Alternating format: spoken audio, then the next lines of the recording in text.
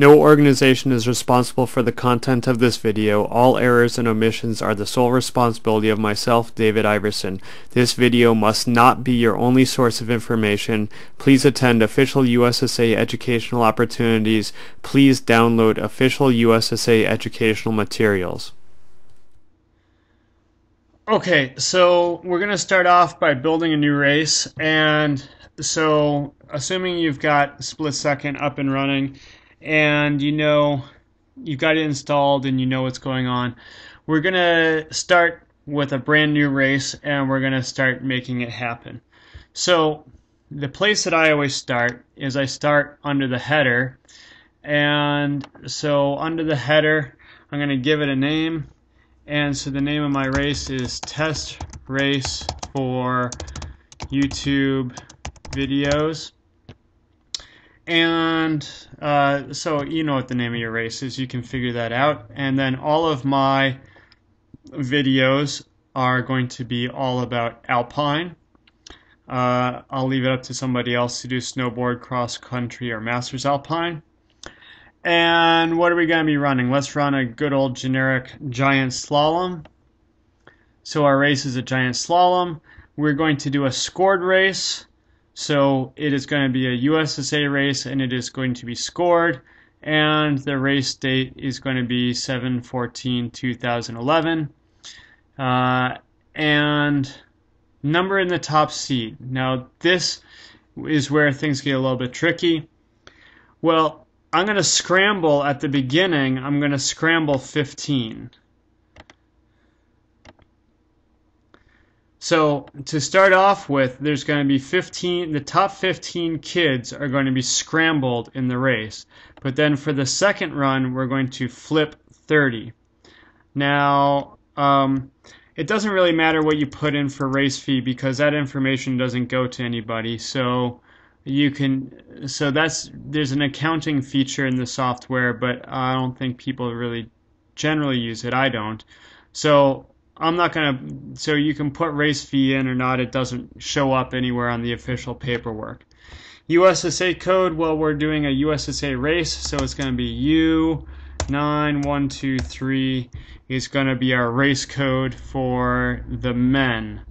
And then USSA penalty to apply, well, we're going to have to come back to that in another video. Okay, now my course name, we're going to be running on Warren's Way.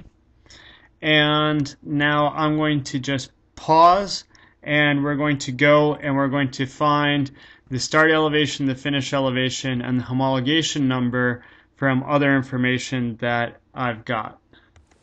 Okay, so right now we're looking at a file that I made up when I went out and I walked the hill with my GPS, and I took some data on various points on my hill, and then also here is the official certificate of homologation for the hill.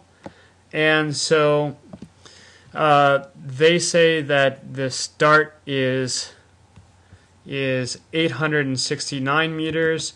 And when I measured it with my GPS, I got 870 meters, and that seems completely reasonable. So we're going to say that the start was 870 meters, and then I've got the finish as 522, and they have the finish as 515. And again, that's very reasonable because that finish is kind of the lowest possible safe finish. And so we generally don't finish all the way down as far as we possibly could. So I have a start that's 1 meter above this, and I've got a finish that's 7 meters above this, and so for the entire hill I'm plus or minus 6 meters, which is well within the accuracy of what we're looking for. And then down here, this is my homologation number, 7255/10-03. This is a FIS homologation number. I really don't have any examples of USSA homologation numbers. I'll have to track that down for a later video. And then this expires in October 22nd of 2013. So it's going to be valid for this coming season. So now I'm going to take this and I'm going to enter this into my header information. So I go right here, and my start elevation that I found from my GPS was 870 meters. My finish elevation that I also found from my GPS is 522 meters for a vertical drop of 348 meters. And then my homologation number is 7255/10/03. It is not a USCSA event. I'm not going to get into this. It is U.S. Ski and Snowboard Association, USSA, USA, Vermont, Eastern, Burke Mountain Academy, Burke Mountain LG Timey. And so I have got my header information all set. And so I'm done with this tab. So I just remembered as I went to do the factors and lists thing that we're going to be running a men's race and a women's race today, and so we're going to be running two separate races. So if we're going to be running two separate races, we got to have a men's race and we have to have a women's race. Now there is this activities. You can go up to the activities, or I never use it up here. File, change sex. But there's an easier way to do it. The way that I always do it is right down here where it says ladies. You click on ladies and it brings you over to the men. You click on the men and it brings you over to the ladies. So now we're on the ladies side of things. And so we have to add in this whole same thing. So we have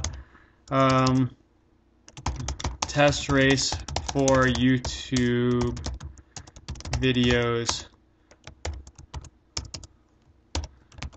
women, and again it's going to be alpine, and we're going to do a giant slalom. USSA scored, yes, it's going to be 7/14/2011. Number in the top seed is going to be 15. We're going to reverse 30. Race fee I don't care about. My race code for the men was 09123. I always kind of try to get my race codes sequential if I can. So I'm going to hopefully have a race code of U9122 for the ladies, but that might not happen. I'm going to have to do another video on setting up, on getting your race codes, finding your race codes, and all that stuff. And once again, my course is Warren's Way. My start was 870 meters. My finish was 522 meters.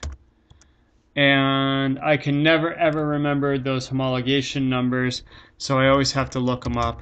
7255/10/03. The only thing that I remember about the homologation number is the 03, because that tells me that it expires in 13, which means that in a couple of years I need to re-homologate. And I've got this all set up, and so now we have the men's race set up and the women's race set up. Except for, to avoid confusion, I'm going to want to type men's on this side so that we can sort of tell them apart more clearly.